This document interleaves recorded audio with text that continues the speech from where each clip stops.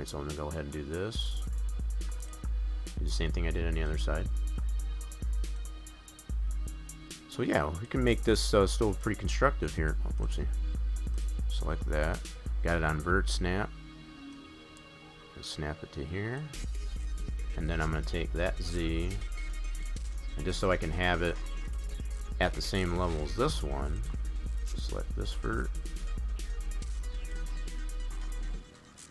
And paste that into here.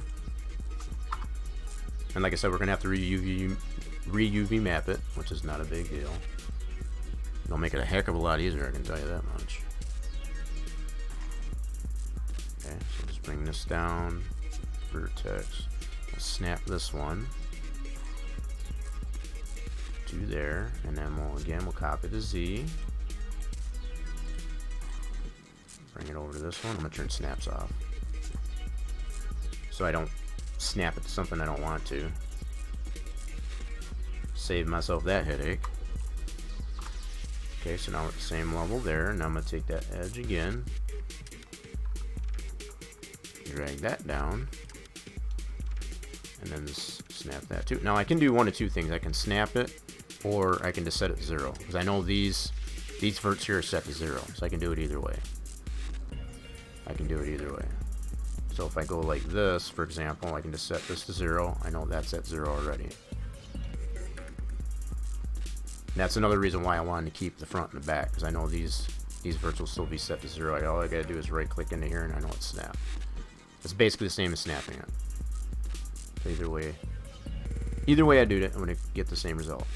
So now what we had 90 polys in this thing to start before we did all this.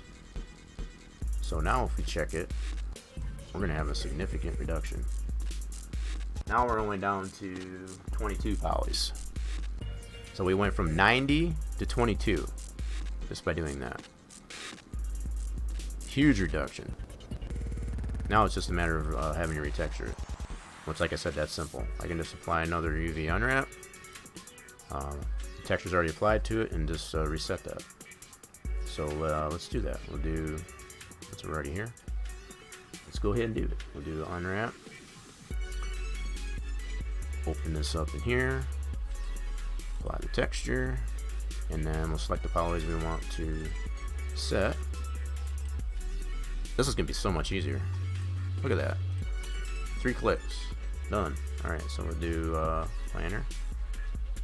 Pick a planner. Planner should work just fine. Oh yeah. Oh yeah. Okay, so it's which one are we on here? We need this one here, I think. Yep. Yeah, so you can see the poly still on the front in the back there. So yeah, I just gotta scale this in. Alright, so that's the roof right there. So I got the roof there. So yeah, you can see how much easier this is now. Holy mackerel, look at how well that fits too. That's so pretty.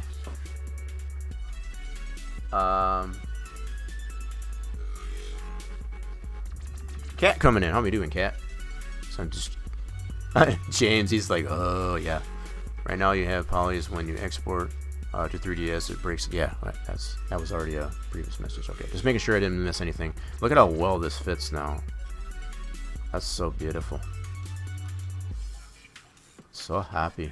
All right, so now all we got to do is basically get these new sides, I guess, to match up to our front and back. So yeah. Oh, I see what I did here. I used this back. I used the same back on this one. Okay, I see what I did. I see what I did. So let's do F2. I still got it selected. I just wanted to remove it so I can actually see it. The F2 key.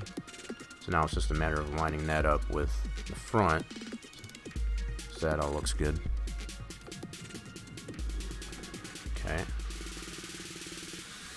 Oh yes, yeah. See, that lines up pretty good. I'm happy with that. That looks marvelous. So marvelous. Okay, so let's do the other side. I just wish I would have thought about this earlier. I really didn't think this was going to be an issue, but I think this is a good way of you know, not totally trashing, you know, scrapping, I guess, the idea that you have here, and just how to overcome it. I think that's always been our philosophy, I guess, behind this there. It's like, instead of just completely scrapping it, how do you salvage it? How do you recover from it? I think this is a pretty good example, I guess, of that. So now we just go back into UV editor and we'll do a planar map. I could probably do like a flatten map and or a normal. Planar probably is going to work the best in this situation. Let's see, just out of curiosity, if I do a flatten map, still not terrible. If I do a normal map, that might kind of, yeah, that definitely doesn't want to, I don't want that. Not the best one there. Okay, so let's go back to planar map. I think the planar map is the best out of those options. So we'll have to flip this though. We got the angle here. Now what I can do is I can actually grid snap this so it matches the other side. So I'm going to set this in slightly from the other faces, the other polys. And then what I can do is turn on the grid snap and go to vert mode and snap these verts into place. See, sometimes it'll do that, and we've shown that before. Sometimes I don't want to snap. Sometimes you just deselect it and select it again. Well, see, now it wants to do that, so let's zoom out a little bit. That's just a product of how the grid snap works. What it's generally trying to do is snap it to the actual outside grid of your texture. That's what it's designed for, typically. So it's not like it's doing it wrong when it does that. See how it wonks out? It's trying to snap it to the grid of the actual texture. There we go. Sometimes you can come back to it. It'll work. Once it snaps in there, you do want to necessarily let go of it. That's the other problem sometimes. See, sometimes it'll wonk out. Don't let it get to you. Sometimes you can just deselect it and select it again, and it's just fine. All right, let me go back to make sure I get the right one here. Yep, it'll be this one right here. Go back to verts. Snap it there. Snap it there. And just like that, we now have two newly mapped sides perfectly lined up on either side.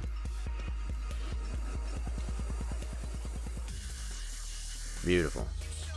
Looks good on the front as well as the back. I'm looking this how this lines up.